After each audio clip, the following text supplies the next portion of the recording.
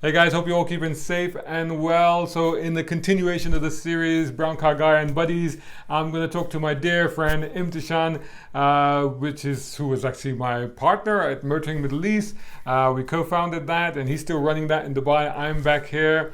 So yeah, it should be fun. It should be a real. In fact, you know what? It will be a really good, fun conversation to catch up with. And before you do that, make sure you're subscribing to this. Make sure you're following me on all of the social media channels. #Brown Car Guy, and hit the notifications on this one. Subscribe to browncarguy.com, and of course, Facebook, Twitter, Instagram, all the rest of it. Hey, Imthishan, how you doing? Good. How are you doing, Shazad? All right. Oh my goodness, I miss you, buddy. How long has it been? I can tell you. I can tell you exactly how long it's been. 1 year, 4 months, and 13 days. Wow. Is that how long Skype says between the last phone call and now? Yeah. Oh dear, oh dear. How's it going? How's the lockdown over there? It is pretty good. The government's doing a great job of making sure everybody is staying indoors and out of trouble. And hopefully they continue to do that for a little bit longer while we just wait it out. I think that's the thing, isn't it? Over there, I think you're doing a better job than over here. Because over here, it's like a semi-lockdown. It's like a please lockdown. Please don't go out. You know. And it's not working though, is it? No, it's not. It's not really good enough, honestly. It's like I think, honestly, sometimes because I sit next to the window and I look out and I'm like, now it's weird now because the weather was fantastic earlier on, and suddenly it's gone overcast, and we had a bit of rain, even a bit of hail just now, and a bit of thunder and lightning. So now people have scarpered away. But before that, they were all kind of out there, and I'm like, do you not realize what's going on? Go home, stay safe, stop doing this, you know. First question, do you spend a lot of time looking out the window? I do sometimes, yeah, it's sad, isn't it? Well, especially if you're isolated at home, what are you going to do? Well, as a car person, it's the worst possible torture because you can't go and look at your cars. No. And you can't go out and drive any of them. And you can't go and drive anybody else's cars. So what are you going to do? That's the worst part. Yeah, especially the not driving anybody else's cars. That's really infuriating. Yeah. Oh and my goodness. I want to criticize people for breaking lockdown, but I'm secretly like, I wish I was out there driving a car. I know you shouldn't do it, but I want to be out there driving a car. It's very hard to get used to. Have you seen that meme that was going around on some of the Facebook forums about, you know, if you wanted to break the Cannonball Run record, now would be the time to do it? Because honestly, like you look out there and you go, wow. I mean, if it's so quiet in town, I wonder what it must be like out on the B roads and stuff. Well, a bunch of guys just did it. Did you not hear? Oh no, really? This is news? I was going to talk to you about it actually. I thought we should have had a chat about it. 26 hours, they broke the current record. And unlike anybody else who had to plan, you know, they had to look at timetables and speeds and where the cops are and things like that. Obviously, it's very illegal. Should you give a little quick run-up on what the Cannonball Run is for people who don't know? Yeah, go on, and you do it. Go on. I didn't know this had happened. Honestly, I'm quite surprised. I'd seen the meme, but I didn't know somebody had actually gone out and done it. I thought nobody was supposed to be out there. So this is basically a coast-to-coast race that originated in the 70s by Brock Yates. From the Red Ball Garage to somewhere in LA, I can't remember exactly. I can't put it up, but yeah, from New York to LA.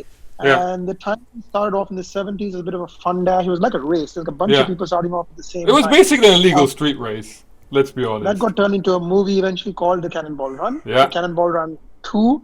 And then there was a third one called Speed Zone. We don't talk about that one. I like Speed Zone. No way! Come on! Because there's a Countach going. Is that just because of what's his name that was in it? What's his name? That big guy.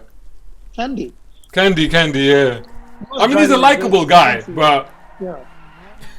No, but he had a Countach skipping across the water, which is obviously ridiculous, but it was great. Yeah, so this was a real thing that ran pretty much from the 70s to the 80s. There were lots of copycat races as well. The first one was called the Cannonball Turner Coast to Coast. It was called Memorial Trophy, wasn't it, later on? What a bunch of... There's a lot of drink. Okay, you are cutting in and out. The internet there in Dubai is obviously also on lockdown. Hold on.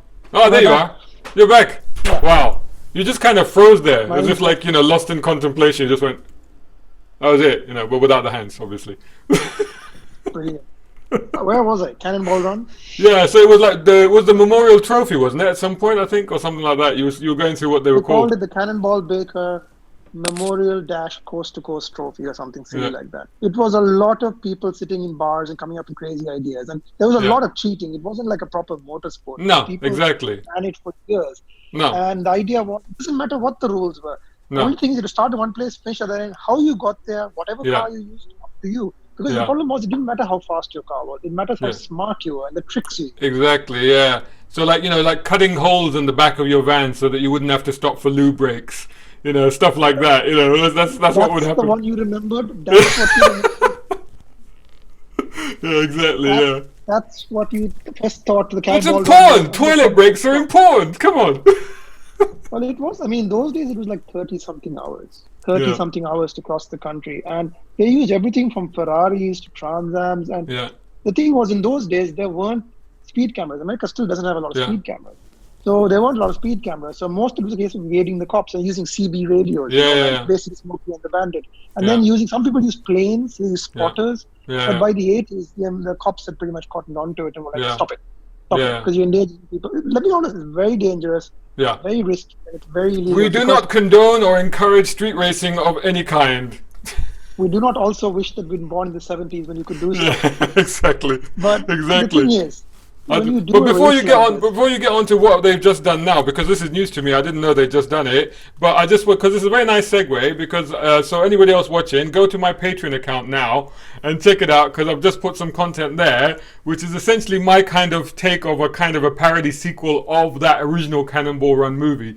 So go check it out. Patreon.com/Shazad Sheikh. There's my plug there, which very handily you should definitely support Shazad. I think the thing about the race like that in those days was it was also about the characters and the parties and the sense of lawlessness. It was sticking it to the man. Today, you can't do any of that. There are a lot more cops. They are not only just local cops, they are state troopers who can pursue you across state lines. You have weather to contend so that old thing that they used to have in old movies where, I've crossed the straight line now you can't catch it, that doesn't apply anymore. No, not really. There are state troopers who are pretty much federal police and they can catch you. Oh, right. So much for that idea. Yeah, but they also have things called radios. They can just radio to the next state. True. No, to be honest, this is the thing. Like in this day and age, something like that is just impossible, isn't it? With the cameras, the helicopters, the radars, the traffic monitoring systems, it's just impossible. So the thing is, the worst thing that could happen to the Cannonball is that it went from being like a vaguely family fun event. It was quite serious racing in the 80s and 70s, but today it's become like a nerd festival. Like it's people using technology. So they use radar jammers to stop speed cameras. They use CB radios to monitor traffic from cops and stuff like that. They use those infrared goggles so they can drive without lights. So it's very, very right. So just turn the lights off and use like night vision goggles. The last guy who did it, who broke, there's a bunch of people, you can look it up. It's the people themselves, it's a very small community now because it takes a lot of money. The cars that did the last 4, I think, were an M5, S63 AMG, really fast cars. The last was an E63, which was actually done up to look like a Honda Accord. An E63 made up to, oh my god, that's like the worst custom job in the world ever, isn't it? Basically, he changed the shape of the back and the taped up things. Like from a distance, you can look. It looks like a sort of a mid-2000s Accord. It's quite convincing. We're talking a couple of gens ago. So the idea was that if any shape to look, it's like just an Accord. It's like a Honda D-badged it. Of course, they had double fuel tanks and all of that. I'm gonna try and find a picture of that and put it on if I can find it online. There must be something, I guess. I think what I'm trying to get across is that it was a really difficult endeavor. You had to have money, you had to have talent, and you had to have a bunch of people who are equal nuts and willing to do this now, because now it's difficult. Obviously, you have to publish GPS data of how fast you went, which leaves you liable to criminal prosecution. Yeah. So the difference today is that the guys who did it like last week just got in their car and did it because there's nobody in the roads. They're basically idiots. They took an Audi S8. But how did they get away with that? How did they go that distance without being stopped? Well, not even cops. Surely there are cops on the road. Not that many. It's thinner. And with an S8, they did the whole thing in 26 hours. Can you believe it? 26 hours across America. The last one was 28 hours. 28 hours has been the hard benchmark for a while. And what car were they in? It was a bone stock S8, I believe. Well, there's nothing stock about an SA, but still, yeah. Wow. Yeah, but I mean, you're talking at least 400, 500 horsepower because you need a German car. Because kind of Ronin, isn't it? You need Yeah. something that's great at over 100 miles per hour. You have to Yeah. average 100 miles per hour. Yeah, And top it's speed solid is and 150 stable. miles. But And it's you need kind to of live in sad though, Mobile. isn't it? That it's not like a Camaro or Corvette or something It's like all that. German cars. It's Yeah. M5s because these cars are stable. From my point of view, I'm like, but those cars are reliable enough to do like 26 hours flat out. That to Yeah. me is more of a story in the Cannonball range. Like, Yeah. wow, they did 26 hours flat out in those cars. Well, And again, getting again, prepped and checked. I guess that goes back to German cars again, doesn't it? Because German cars are designed to go at high speeds continuously on autobahns. Yeah, So, whereas the 75 Camaros that do it isn't. God, It's just with those fat tires and like wobbly Just- suspension. Doing 60 hours and that thing at 80 is probably terrifying. yeah. That's But the proper it's more, heroes. but it's more charismatic though, isn't it? To do it in an old Trans Am, wouldn't it? That'd be kind of cool though, wouldn't it? Yeah. I think the problem is now it's become a nerd festival. Yeah. This is the thing. It's more about the number. Whereas I think just doing it in the old days was the adventure. I don't really care how fast it was done, but it'd be nice to do it as fast as you could do legally. Yeah. Illegally now, it's basically guys really, really pushing the limits. So in Very America, responsible. I mean, if you've done that and you've now declared that you've done that, can't you be done now? Can't the police just come and knock on your door and say, right, well, you've done yourself up, mate. Now, come on. Yes, so the guys who did the last 2 times, I don't know why I'm the cannonball expert all of a sudden, but the guys who did it before waited a year. Still, statute of limitations had expired. All The right. last guy didn't wait a year, but he gambled that most policemen are just like, oh, we don't care. You got in and out of my state. I don't care. If I didn't catch you, I didn't catch you. Tell you what, though, it does it opens it up to other people having a go, though, doesn't it? Yeah, there's nothing stopping you taking a press car from New York to Yeah, exactly. Yeah, yeah. If you happen to be in, so any journalist listening to this who happen to be in New York, there's a story to be written. Oh my goodness. Yeah, but the risk is insane. The risk is absolutely insane because you're pretty much going 26 hours as fast as you dare.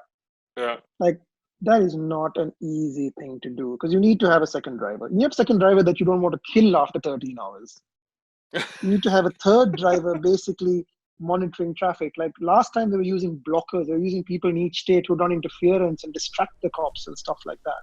So there were a lot of people trying a lot of things. That's the I subject just don't of like. basically Smokey and the Bandit, isn't it? Because that was the whole thing that happened in Smokey and the Bandit, where Burt Reynolds in the Trans Am was running as a blocker, so try and distract the police and stuff like that, so that the truck could keep going. So the trouble is the guys who do it now, I don't look much like supercars. Like the thing that we said about supercars recently, if you watch any of our other videos of 10 years ago. But supercars aren't that interesting, and I don't like the people who drive supercars. And these people who are breaking Cannonball now are not the kind of people I want to go and sit and have a beverage with. No, I suppose. See, that's the thing, isn't it? Yeah, that's what I The was. guys I in the kind of. 70s have great stories. Yeah, that's the thing is that you touch on the sort of the characters and the charisma and the style, and I think there was an article. I think were you still at Car when we did that? I think there was an article, and I think we ran it in Car magazine where they hooked up with Brock Yates' son, and then they drove that course No, yeah, again. before my time. Yeah, and then they drove the course again. They did it. I think they did it in a Dodge, if I recall correctly. But they weren't out to break any records. They were just sort of retracing the steps. Could it be a fun thing to do? Sort of Okay, thing. good question. If you were doing Cannonball Run, what car would you take? Well, this is the thing. I say, again, being all romantic about it. I think I would say it'd have to be an American car. So it'd have to be Yeah. an American muscle car. It'd have to be a Dodge Challenger or a Mustang Not in or the something street? like that. Yeah, I mean, again, really, I Wouldn't mean, the I might. street last 26 hours? It'd be an I don't interesting think you exercise, that's for sure. 26 hours flat out in a you and Yeah. Harry Metcalf. Yeah. Well, I wish I could have that one there, the blue one, because that's up for sale at the moment. Is that the 40 to S6 50 Turbo? grand. That's an 87 Turbo 8C, or it's up for online auction at the moment, and it's a beauty. But yeah, I wouldn't something do, like that. I wouldn't do an it could- American car. it I'd would- do a would- Countach. I think it Has would have to be a to. Countach. Yeah, a black Countach would, or a modern equivalent of that would have to be an Aventador, wouldn't No, a it? But Countach. A Countach. How hard is a Countach to drive? Not that hard. The Countach honestly won't make it. It should be glorious. Well, for honestly, you. the funny thing is about those Cannonball movies, because they had Countachs in all three of those movies, didn't they? And they beat the crap out of them. in all three movies. So like in the second movie, they're rough roading it, and they're like, they're washing the paint off it. Like, and in the third movie, like you said, they're skipping it across water and all. And the thing is, like now, when you look at the value of Countach's now, and you look at that, you can't help but grimace and go, "Oh my God, you were doing that to a Countach?" It's like, oh, surely it's sacrilege. You can't do that. But at the time, they were just cars, weren't they? The thing is, even at the best of times. And I drove a very, very nice Countach recently. I won't say who it was. We can probably guess. But things go wrong with them. Yeah. The very best. Even just driving around, things stop working. Right? Yeah, you can't use half the gears until you've warmed the damn thing up.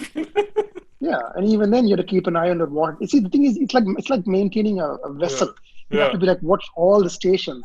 Yeah. What is it? Audi S8 on AMG. What are you doing, really? You're just really focusing on the driving part. You're not really focusing on the car. And I think the car should be a character if you're doing something illegal, which you shouldn't, obviously. Yeah, no, the car exactly. Should be a character. No, that's the thing.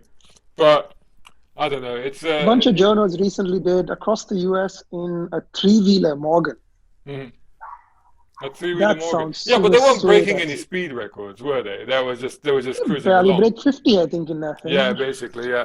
But that was one of the cars that sort of, I know you really, that was a car that you really fell in love with, didn't you? And I enjoyed it, but I was a bit uncomfortable in it because it didn't quite fit me. You're too big for it. Yeah, I was a bit too big for it. The guys at Morgan did claim that they could adjust it, but they never got around to doing that because they said, "Oh, we'll adjust it. You can come back and try it." That was the end of that. Yeah. But we sacrificed a hat to it, didn't we? You sacrificed a hat to it. Yeah, I sacrificed my life to that car. I feel like every time I drove it, I was gonna kick the bucket. But it was one of those cars that was like instant superstar status, wasn't it? Wherever we went. Yeah. Not a cannonball car, but a superhero car. Absolutely. But the thing is, you gotta decide: are you gonna do these things properly, or do you want to have a bit of fun? And if you're gonna have a bit of fun, you want to have something silly. So silly, big motor, comfy. Go straight, because America's straight. That's what you want. So you don't need something that handles. You don't need an Austin Healey 3000. It's a waste of time. Yeah. You need something but that's the thing, though. But the trouble is the cars now are so fast and so rapid and so good at what they do that, immediately it becomes about very high speeds, very quick records, and then going for the most efficient, i.e. the German cars or, if you like, a Japanese car, to be able to do it.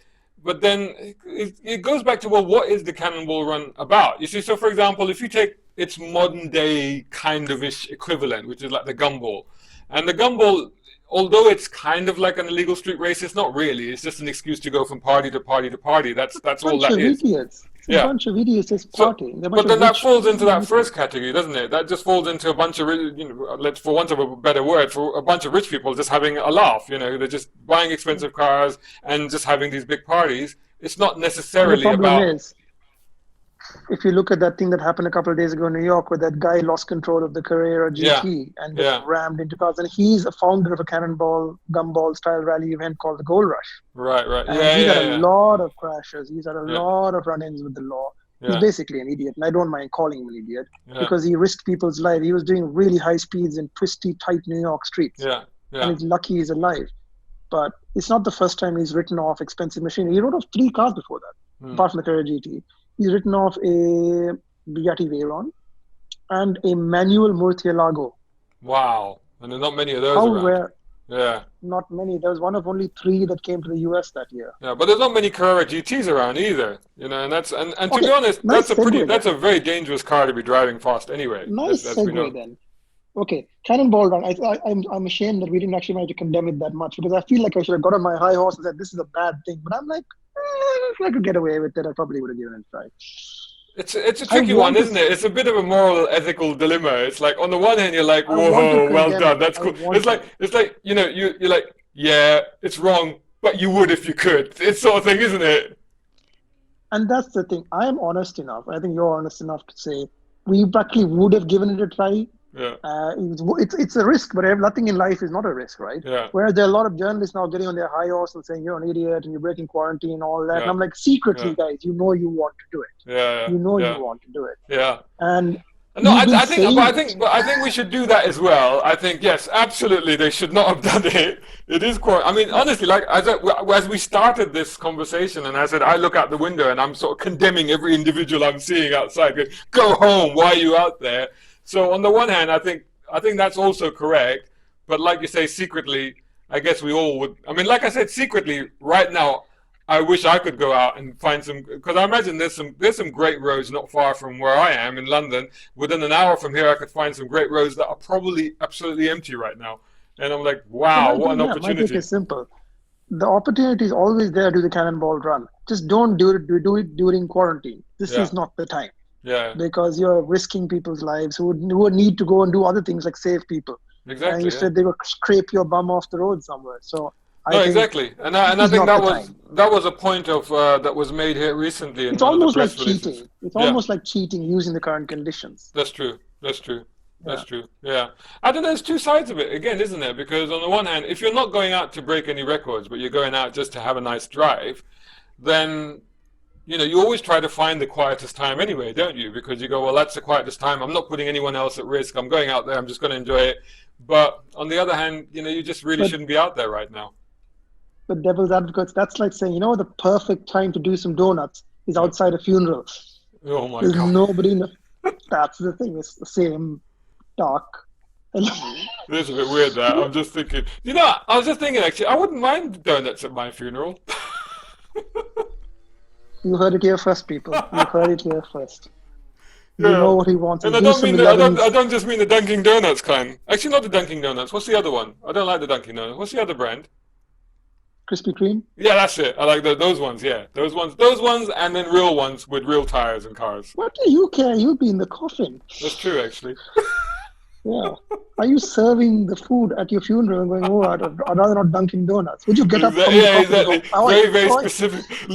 I need to make sure I put that in the will, yeah? Very specific instructions. It's got to be the Krispy Kreme. Krispy Kreme, people. Krispy Kreme and Wendy's. I'm looking to get sponsorship by Krispy Kreme for this video.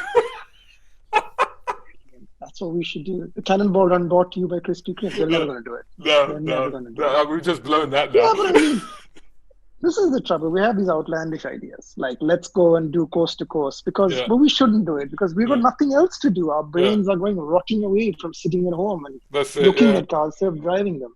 Yeah. But back to Carrera GT for a second. Is that a dangerous car? I think it is now. I think it's killed too many people.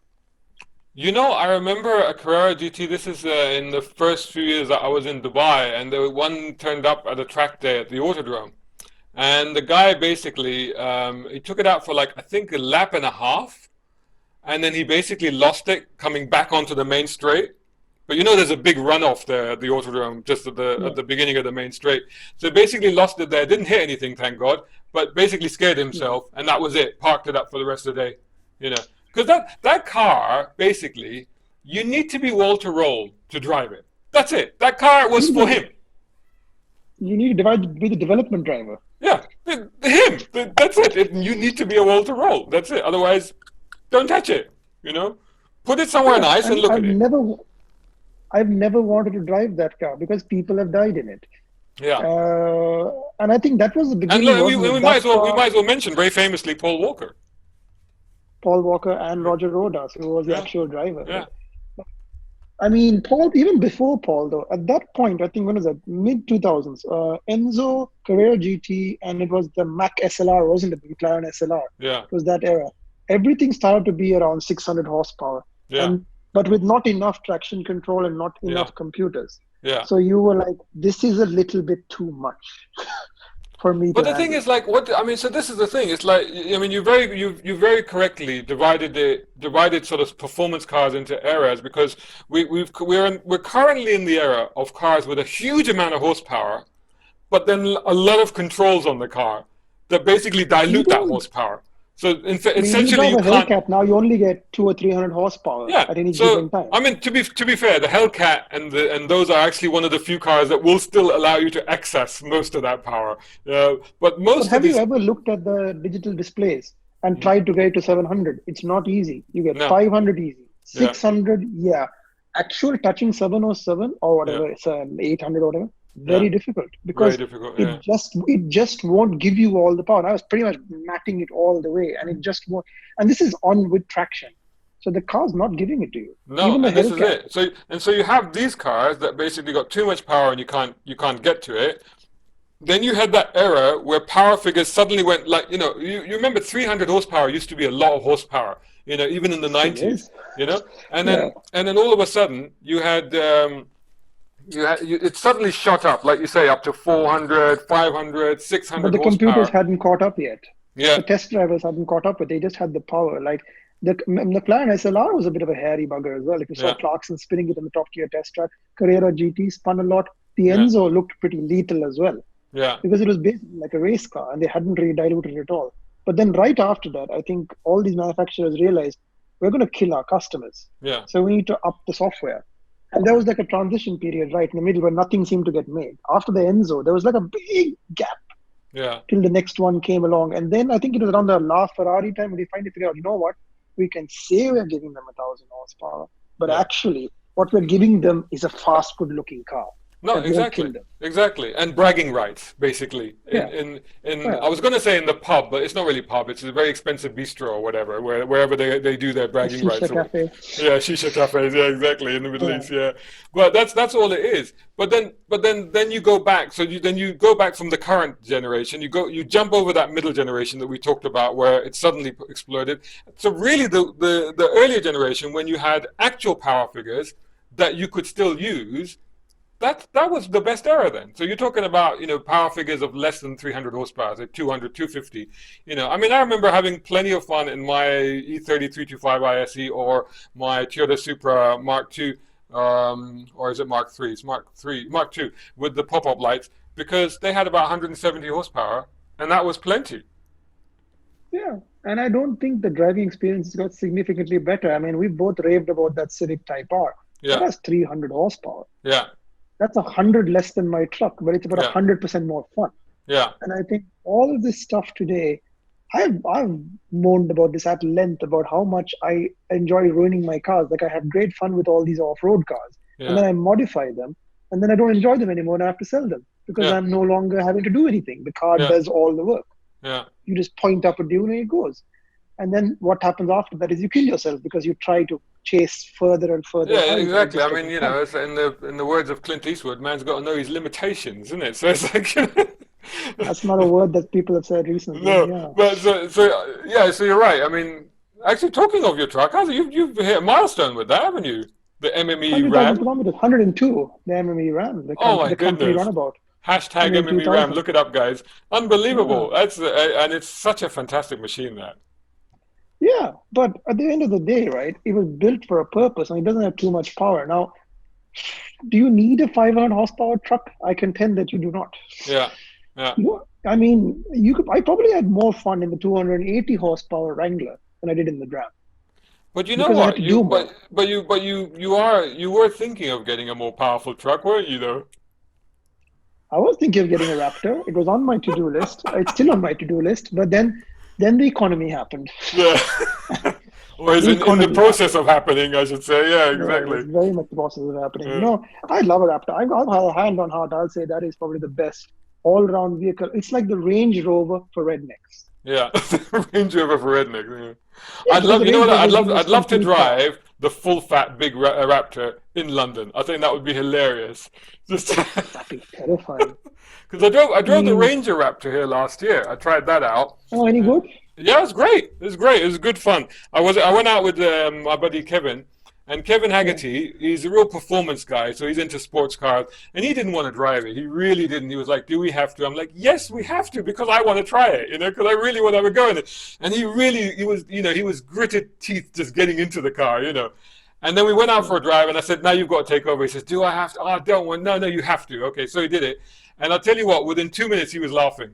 And then he goes, Shazad, I get it. I get it. It's not meant to be a sports car. It's not meant to be finesse, but it's just fun. It's just entertaining. It's engaging. And that's the thing. It doesn't matter how many cylinders on the hood or what badge is on it or whatever. It matters is what does it leave you with a grin on your face at the end of it. Yeah. And that's the problem with these new supercars. None of them, and I guarantee you, any of the McLarens out there are going to leave me with a grin on my face. None of them, Yeah. because they're terrifying. Yeah. They're way too quick. Yeah. And it goes back to, Well, again, you need to be Walter Roll, you need to be Lewis Hamilton or somebody like that to actually even be able to extract what those cars can do.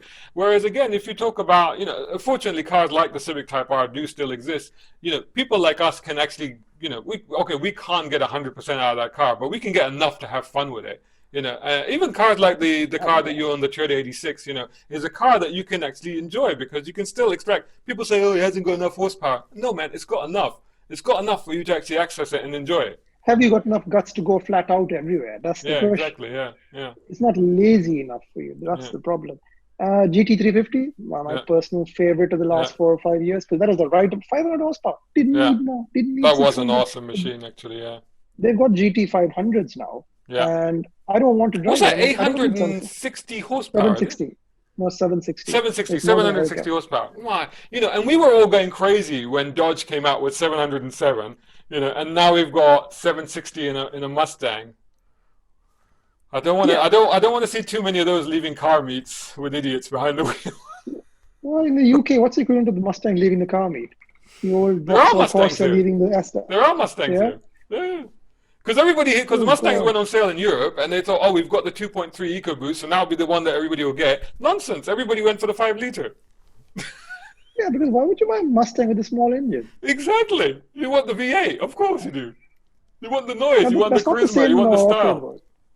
You look at the new Defender, you don't necessarily buy the big petrol because you actually buy the diesel because that's not a quick car, so it doesn't matter. Yeah. You just buy the diesel because it does what it's supposed to do. But diesel sales are crashing, though. There's a real backlash against diesel. And also now petrol prices have crashed now as well. Of course, you can't go anywhere, but if you did, petrol is cheap right now. Which is yet another crime. It's like you can't use any of that lovely cheap petrol. Dubai petrol prices are about almost to what they were 4 or 5 years ago. Yeah. I mean, good time to have it. GT350s, I was looking at them actually after I didn't buy the Raptor. Just one of the Google searches that couldn't have gone. And man, prices have come down like crazy. Remember that car was close to 300 brand new? Yeah. You could get a 2018 for 170. And I reckon if you gave him 150, he'd probably take it right now. Half the price in 2 years, in less than 2 years. Because nobody's willing to, in Dubai, sadly, nobody's willing to drive a manual. And secondly, it's too hardcore for most people. I drive that every day. Who gives a shit? Yeah. Damn. Wow. That would be worth it. That would be so worth it. Would you buy a bone stock Mustang or would you get a GT350? Granted, you'd get that, it's definitely. Cramped, it's noisy. It's really stiff. Really, really stiff car. So as soon as this virus ends, either you're going out and buying one, or everybody watching this video is going to go out and buy one. They should go and get a GT350. I mean, it is legitimately like, why would you buy a GTR? I always say that. Why would you buy a GTR? Why would you buy, although there aren't that many sports cars anymore. Yeah. Why? In the old days, we are like, why would you? There isn't that many options. Like Supra, would you buy a Supra? I don't know. It didn't do it for me, honestly, if I'm absolutely honest. I really like the idea of it. I thought the styling isn't so bad. I quite like it, but I don't know. I didn't come away from it going, oh man, I've got to have that car. I suppose it's a bit unfortunate because that was the same day was also my first experience of a Civic Type R, and basically everything else paled into insignificance after that. So they're not even in the same class at all, are they? No, exactly. And in fact, the Civic would be Civic is about 10 grand cheaper, more than 10 grand cheaper than a Supra, and you go, I definitely have that. But also Supra prices here, certainly here in the UK, is about the same as a Mustang GT, a 5-liter. You go, well, you just have the Mustang. Would have the Mustang. Yeah, you would. It's more practical. Yeah. It's probably performance-wise slower. Who cares? Who cares? More style, more charisma. It's the real thing, And also, like, I think for another 5 grand, you could have the Bullet Edition, which actually is one of the top sellers. That's probably the one I'd get. Yeah. And Ford does this nice thing where they take everything from the Bullet eventually becomes the regular car. Yeah. So the Bullet is like a test bed for the future. So whatever the car next. Yeah. The only thing you miss out on is the badge on the back where it says Bullet on it. But that's the only thing you miss out. But you get everything else. Yeah. I mean, I like the idea of back to basics, simple cars, because none of these new cars with lots of text, they're all the same. They're all much of a muchness. You've driven one crossover. What was the last one you drove before you left that was really quite tedious? X2, the BMW? BMW X2, yeah, I remember that's the one where I said it's just sticking its nose up at you. It's just kind of because the kidney grill was sort of bent the other way, sort of thing, and it looks like it's just sort of sticking. It's doing. You remember that guy from the Carry On movies who just stick your nose up at you? Was it? Kenneth, no, I can't remember his name, but I know Yeah, who yeah, you're talking Kenneth about. something. Yeah, Yeah, it was Kenneth something. yeah. Can't remember. It'll come to me later. I Kenneth guess Williams. we'll Kenneth Google it. Williams, right? Kenneth Williams, Yeah, Kenneth who Williams. also Yeah. was on Below the Disc. Basically, it looked like him. I like Kenneth Williams. He was a Yeah. good egg. Yeah. Yeah. But you wouldn't want him as your car, though. I wouldn't want to It's like, tag him he'd be Kenneth so Williams. condescending and judgmental every time you got in the car. Oh, you're going to the mall again, are we? It's like, But that's what you do in an X2. Like, God help me if I ever have to drive around every day in an X2. Like, you really are just buying it for the badge then. But worst of all is when somebody says, should I buy an X2 or should I buy an X4 or an X3 or any of these cars? And somebody asks me, I'm like, do you have to though? Do you have to buy that? Yeah. I keep saying, it's like, do you have to buy it? Is there anything else you'd rather buy? Yeah. Anything else at all? And that goes for any of the Germans in the category. Well, I will say though, because I did drive it, that if you did have to buy an SUV and you wanted a performance SUV, certainly here in Europe, the X3M was quite bonkers, like literally bonkers, and it actually was the X3M competition. And it literally, like, every time I hit the accelerator, I was like, oh, yeah, X3 competition. there's an X3M competition. I'm like, what? I don't even know what the competition bit does. But anyway, it's called the X3M competition. So and every time I put it, literally, it would pin you back into your seat. It was shocking. It was shockingly quick. It's a Supra motor car. Must be a Supra motor. 3-liter straight sixer. I don't know. I can't remember what it was. I'd have to look it up. I drove the X7 and I thought, this is brilliant. This is great. I mean, it's hideous. Yeah. But it's so good. It's like a Range Rover, but cheaper. Yeah. It doesn't go off-road. Who cares? And what do you reckon to that crystal gearbox? I quite like the crystal gear lever. I didn't mind. People hated it. I didn't mind it at all. Same here. Honestly, I think it's a nice bit of jewelry in the car. Do you know what I mean? It's a good talking point. It is an Asian. It's an Asian and a black thing because Kevin liked it as well. He was like, no, that's cool. I was like, yeah, you and me get it. And all the other journalists are like, oh, why do you need to do that? Yeah, okay. But okay, so since I've been looking at Type R's, I've been loitering around the Piston Heads forum. Good fun, guys. And all they do is moan about how the Type R is too loud. Oh, I couldn't bear it. I couldn't bear people looking. I'm like, why do you care what other people think? Are they paying for it? I don't care. Honestly, and then I had it for a week as well when I tested it. I drove 2 cars and I drove a third one and I had it for a week. And I tell you, after the first day, I didn't care what it looked like anymore. I really didn't care. In fact, by the second day, I loved the way it looked. Because I could see it from my window where I sit here and it's parked out there, and everybody that walked past would look at it. Everybody, I was like, that's a real head turner. That's what a hot hatch should do. Why do you want a grey hatchback? Yeah. I mean, but it might be a UK thing because in the UAE people like a Larry car. In America, people like a Larry. No, it is. In the UK, it is very much like people want to be, subdued and stuff. But no, if you're going to have a hot hatch, have a hot hatch. Yeah, I mean, it needs to look like it. It's socially acceptable to have a BMW M2 in the Larry color. In fact, my only gripe with the Civic Type R is that actually it's not loud enough in terms of the sound. I want the exhaust to be even louder. That's easy to fix, though, isn't it? Yeah, you could just swap it out. But I want it to bark when it starts up. I want it to tell the world that I'm a Type R and I've just started up. I think the guys who did the exhaust for my 86 HKS also just did one for the Type R, and they make it properly scream. So that would be the thing to do then. I know I'm not into modifications, but that'd probably be the one thing I would consider doing. That's pretty tame. It won't change the performance in any way, shape, or form. No. But what it'll just do makes it louder. That's the thing. I mean, my truck has an exhaust. It doesn't do a damn thing. But it makes it you can find it in the car park. The important thing is, if you're miles away, you can find it in the car park. That's true. There you are. That's there true. You are. Yeah, listen, man, I think we've got to pick this up again soon. Because I wanted to keep these to about, I think we've gone well over 30 minutes, but I think I was going to keep these to about 30 minutes. But this is, it's been fantastic catching up with you again, buddy. Let's do this again very, very soon. I'm going to upload this soon. I'll let you know. And then we'll do a few more of these. Let's do it. All right. Stay safe. Take care, mate. That was an awesome conversation. Still plenty more to talk about. In fact, that went on a bit longer than I thought. I think we'll have to do this very, very soon again. Hope you enjoyed that. If you did, make sure you subscribe, like, share with everybody. Make sure you hit that bell notification so that you don't miss any of these other videos. I've done one with Mohsin Ikram, who is Pakistan's Jay Leno, and I did one with India's top pioneering motoring journalist. So make sure you subscribe, make sure you follow me, #BrownCarGuy, and the links to the Cannonball Run sequel that I mentioned, patreon.com, I'll put that down in the description, patreon.com/Shazad Sheikh, and anything else relevant, I'll put it down there, and let us know what you thought of the video. See you again soon.